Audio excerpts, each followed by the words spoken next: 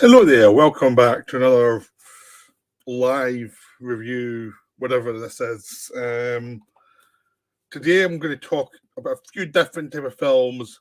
What I'm going to do is I'm going to do one, stop the live broadcast, restart it with a new title for the next one. Just do it that way because it's easier to find them in my library, so you don't have to just look for ones, watch through the whole thing. You can just look and say, I want to see that. I'm not interested in that, because I know what it's like where, you don't want to sit through listening to something you're not interested in. So that's what way I'm doing this. So this first live bit is going to be about the big Gundown and Face to Face, which is Sergio Sollima films from the 60s, both which star Thomas Milan.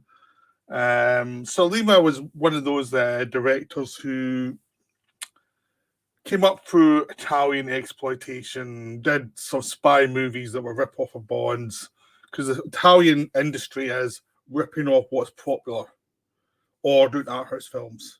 So some people like Fellini did art house films. Antonioni, all those people, Visconti. Then there was the other side of the industry. The other side of the industry was genre films, which is where you got Sergio Leone, who started in genre films and then he built himself up into an artist through that. Other directors like Sergio Martini and Sergio Sollima, or Lucio Fulci, stuck in genre, and the reputation never really expanded beyond that. Sergio Corbucci kind of didn't. Like, he stayed genre, but some of his better films, Django, The Big Silence, or The Great Silence, spread out beyond the confines of the genre, but it took a while. But mostly, when you went to Sergio Leone in the spaghetti western genre, you were nobody. And a lot of these directors, when the spaghetti western genre collapsed, they would move on to like Italian crime, which is what Sergio Sollima did. And did some Italian crime movies before his career, before the Italian industry collapsed. Because the Italian film industry in the genre sense was a boom and bust industry. It was like, something's popular, you turn to them, and directors would get a couple of films in that genre, and then it would bust and go, oh, this is popular now, let's just do some more of these. Like, you can do Giallo for a bit, or you can do Italian crime movies for a bit. And a lot of directors managed to do that, and it was quite good for some directors because you could try something, then go to something else, other type of film, then try some other type of film. So it kept it interesting for you. And you might prefer one type of film to another, but you were always changing what you were doing. So it meant you weren't always just doing the same thing again and again and again. So Sollima did that. Sollima was one of those directors who went from the Bond rip-offs to the spaghetti westerns to the crime movies. But he was viewed pretty much as one of the better of spaghetti western directors, and his crime films get good respect as well, like Revolver and Violent City. So two of his spaghetti westerns were viewed as two of the strong spaghetti westerns, which I want to talk about here. The first one is The Big Gundown with Lee Van Cleef, which was made just as he was doing The Good and the Bad and Ugly, after he had a big success for a few dollars more. Lee Van Cleef was a character actor in Hollywood. He was doing smaller parts in bigger films. He was a presence rather than an actor who was known for great range. But in these spaghetti westerns, once he came over and did Colonel Mortimer in for a few dollars more, they showed he could carry a movie. Because, basically for a few dollars more, is one of those sequels where the lead character is not the lead character. The lead character, the story-wise, is really Lee Van Cleef. Clint Eastwood's doing stuff, but Lee Van Cleef is carrying the main story in a way, the actual emotional story of the film. So this, for a few dollars more, showed Lee Van Cleef could carry a movie. He could actually be the guy you could put a movie on, and it would work. So after A Good, Bad and Ugly, he started to get parts in the westerns, and he became for a while a very reliable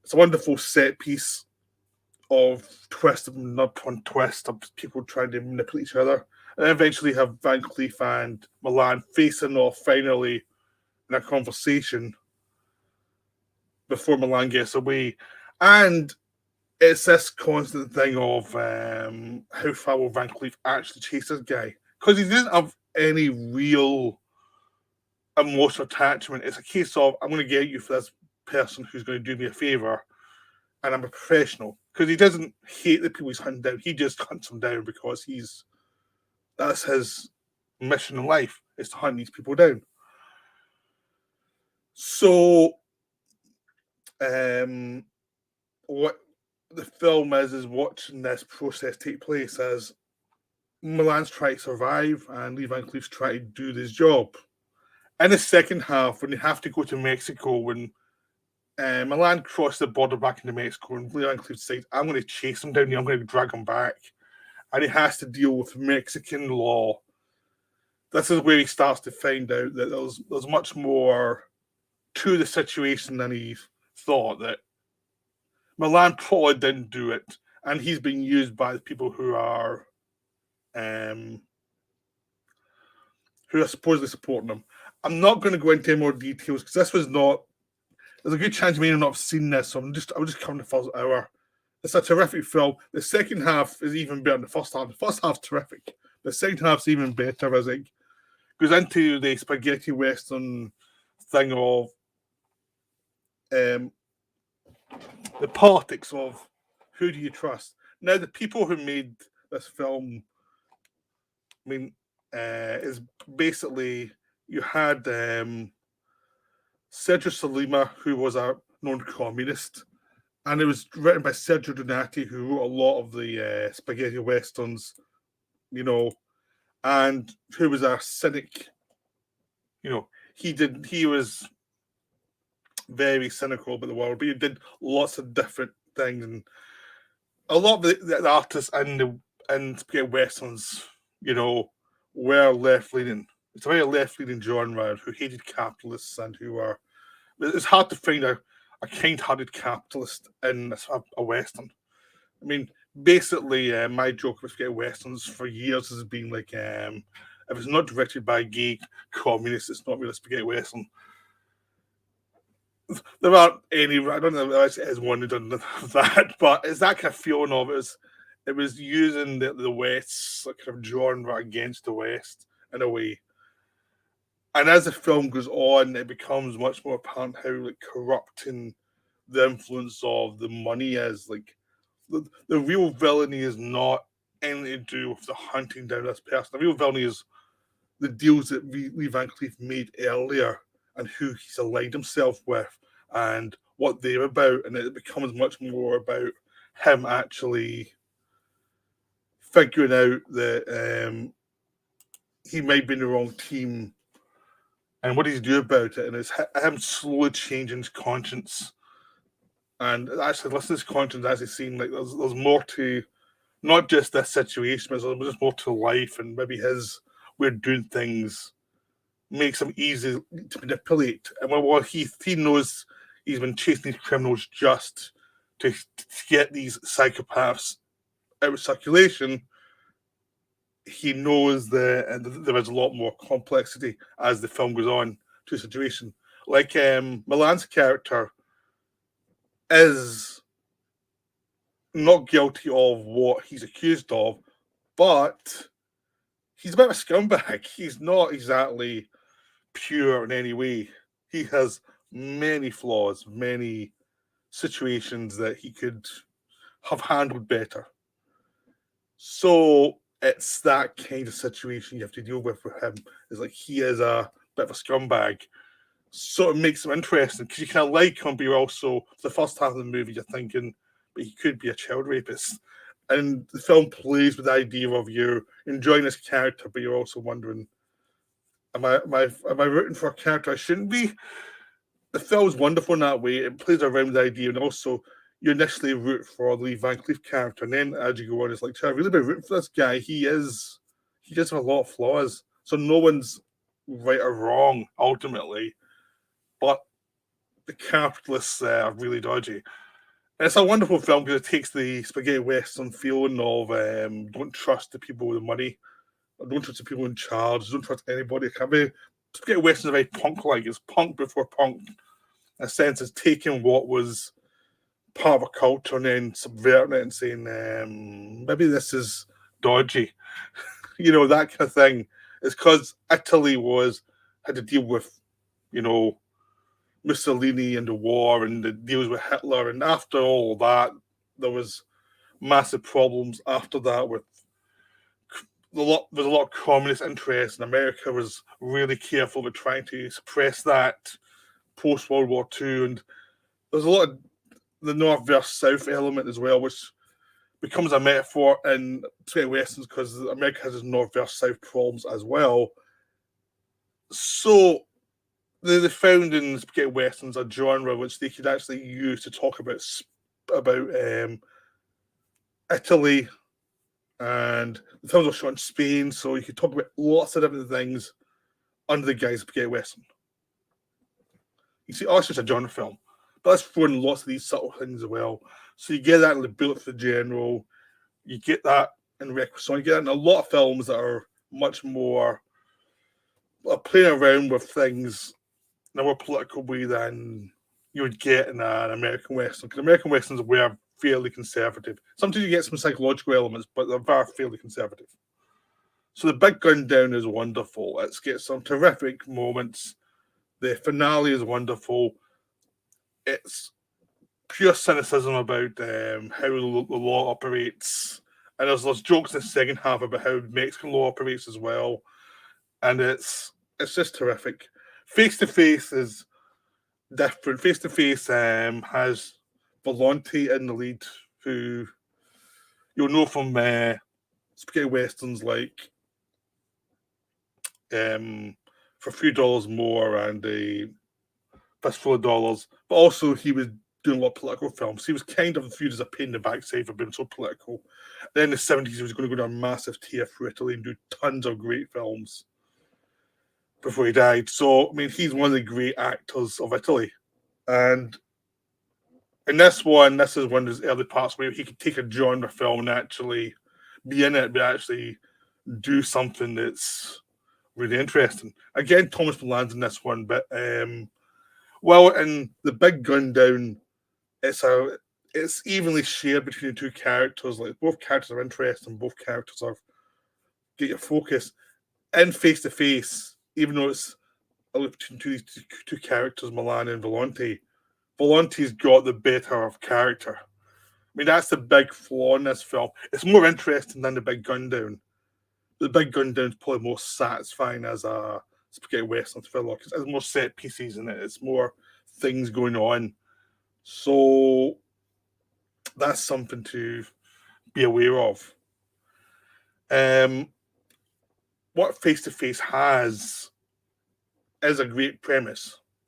It's one of those films you wish was about 40 minutes longer because it feels like it should be a 3-hour film or a 2-hour film. Like, it's like there's so much in there that you feel could be expanded on. You know, it's unusual. You think, I wish this was longer, but this film you really wish was longer. Because Volonte plays this guy who's an academic in the East who has to come west because he's got problems with his lungs and he has to breathe better air. And as he comes out west, he actually finds himself liberated by the kind of lawlessness. And he gets in with Milan, who's a criminal, who's wanted. He runs his own gang and he's wanted by the Pinkertons. There's a Pinkerton character after him throughout the film. And in the beginning, Milan's a bit of a scumbag. As the film goes on, Volonte keeps staying with Milan and starts helping him with his crimes and his ruses. It's a slow process. It starts out with Volonte being scared of the situation, but there's something in the situation that he obviously likes, or something that taps into his soul. There's something there, this illicit feeling of something's fascinating to him here. Like he was always viewed as a kind person by everybody, and now he's out in the West, but there's far fewer rules. he can get looser and he can become something different, and it sparks something in him. And slowly that gets out of control. It's sort of like a slow, gradual development of all your worst instincts. You can start flexing as the situation gets more and more out of control.